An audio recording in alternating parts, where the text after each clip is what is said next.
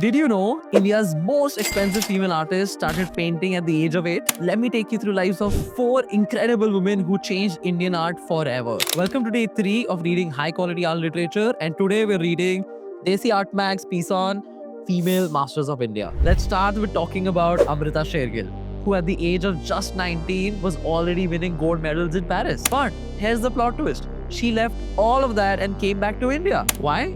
Because she wanted to paint the real India, not the exotic fantasy Europeans expected. She died mysteriously at 28, but not before revolutionizing Indian art forever. In 2023, one of her paintings sold for 61.8 crores. That's approximately $7 million. But wait till you hear about Nasreen Mohammadi. Imagine being so brave that when everybody around you is painting figures and landscapes, you decide to go completely abstract. And we're not talking about just paint strokes on a canvas. We're talking about bold geometric forms and pure lines. Something that was so groundbreaking at the time that earned her a place at the Museum of Modern Art and the Met in 1960s as an Indian woman artist. Let that sink in. Then there's Meera Mukherjee's wild story. She literally left her fancy European education to come to India and live with tribal communities. Why?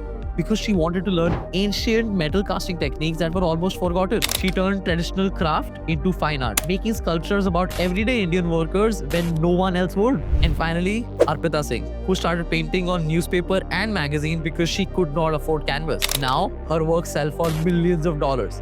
Talk about a glow up. She used her limitation as an innovation and weaved text into her paintings to talk about everything from war to women's rights. These women weren't just artists, they were revolutionaries who completely changed Indian art forever. And honestly, learning about them has changed my perspective on Indian art history. If you like this content and want to learn more about South Asian art or South Asian art history, follow along.